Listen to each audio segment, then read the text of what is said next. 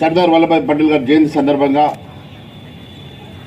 Unity మార్చ్లో participate చేసినటువంటి ముఖ్య అతిథిగా విచ్చేసినటువంటి మన పార్లమెంట్ సభ్యులు గెడం నగేష్ గారు, ముదోల్ శాసనసభ్యులు పెద్దలు రామారావు పటేల్ గారు, జిల్లా అడిషనల్ కలెక్టర్ రెజాన్ అహ్మద్ గారు, ఆర్డీఓ గారు, డివైఎస్ఓ గారు, మాజీ శాసనసభ్యులు నల్ల ఇంద్రకరణ్ రెడ్డి గారు, మాజీ జిల్లా పరిషత్ చైర్మన్ సత్యనారాయణ గౌడ్ గారు, మున్సిపల్ కమిషనర్ గారు, జిల్లా అధ్యక్షులు రితేష్ రాథోడ్ గారు, రామ్నాథ్ గారు, మేడ్సం రాజు గారు, ఇక్కడ విచ్చేసినటువంటి చిన్నారులందరికీ, నాతో పాటు విచ్చేసినటువంటి నా మిత్రులందరికీ కూడా పేరు పేరున నమస్కారం తెలియజేస్తాను. మిత్రులారా, చరిత్ర చాలా గొప్పది. ఈ చరిత్ర ఏ రకంగా కాలరాయబడిందో, చరిత్రను చరిత్రకారులు ఏ రకంగా దాచిపెట్టారో మనం కళ్ళారా చూస్తున్నాం. పాలనలో ఈ భారతదేశం ఉంటే వాటిని అన్నింటినీ కలిపి ఒక దేశంగా, ఒక భారతదేశంగా ఒకే జెండా కిందకి తీసుకొచ్చి ఈరోజు ఈ భారతదేశాన్ని నిర్మాణం చేసినటువంటి అనేక మంది గొప్ప నాయకుల్లో సర్దార్ వల్లభాయ్ పటేల్ గారు ప్రముఖంగా ఉంటారు.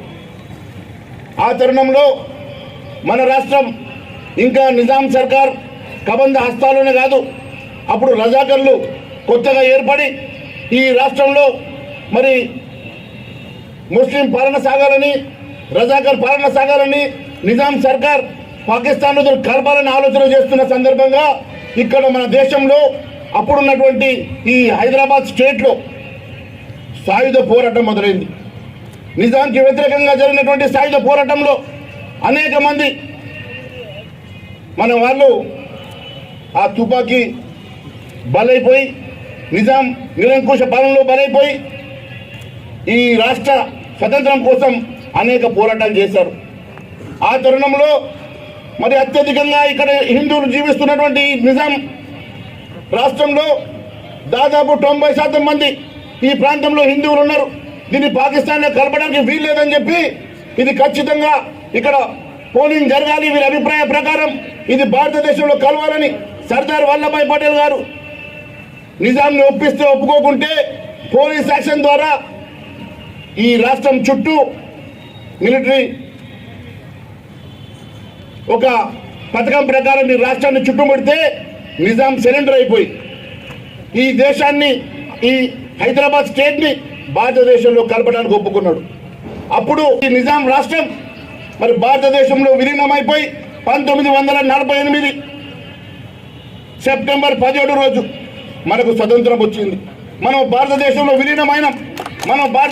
విలీనమైన తర్వాత ఈరోజు మీరు స్వేచ్ఛ గాలి పీలుస్తున్నారంటే, ఈ జెండాను మోస్తున్నారంటే, ఈ భారతదేశంలో భాగస్వాములు అయినారంటే, ఈ భారత ముద్దు బిడ్డలుగా మీరు ఉన్నారంటే ఇదంతా ఆ రోజు ఈ సర్దార్ వల్లభాయ్ పటేల్ గారు చేసినటువంటి కృషి వల్ల సాధ్యమైంది. లేని పక్షంలో ఇక్కడ ఇంకా ఆ నిజాం పాలనలో, ఆ నిరంకుశ పాలనలో మనమంతా నలిగిపోతుంటుంది. మరి అలాంటి గొప్ప నాయకుడిని మర్చిపోయే విధంగా చరిత్రలో ఎక్కడ కూడా చెప్పకుండా దాచిపెట్టి మనందరినీ కూడా దారిలో ఉంచిన మాట వాస్తవం కాదని అడుగుతా ఉన్నాను. ఆ వల్లభాయ్ పటేల్ గారి గురించి తెలుసుకోవడమే కాదు, వారిని మనం నరాల్లో గుండెల్లో దాచుకొని ఆయన చేసినటువంటి కృషి, ఆయన మనకు చేసినటువంటి మేలును ఖచ్చితంగా మర్చిపోకుండా మనం బతుకున్నంత కాలం గుర్తుపెట్టుకునే విధంగా ఈ సంబరాలను జరుపుకోవాలని కోరుకుంటూ అవకాశం ఇచ్చిన మీ అందరికీ కూడా ధన్యవాదాలు తెలియజేస్తూ భారత్ మాతాకి.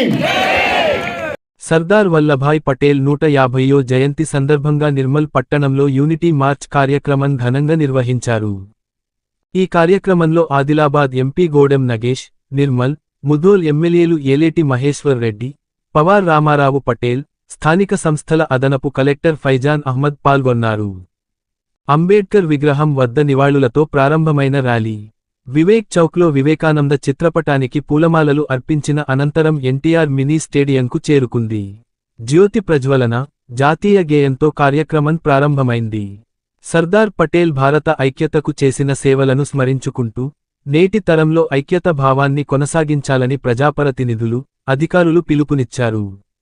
ఈ కార్యక్రమంలో ఆర్డీఓ రత్నకళ్యాణి, వివిధ శాఖల అధికారులు, విద్యార్థులు, ఉపాధ్యాయులు, సిబ్బంది తదితరులు పాల్గొన్నారు.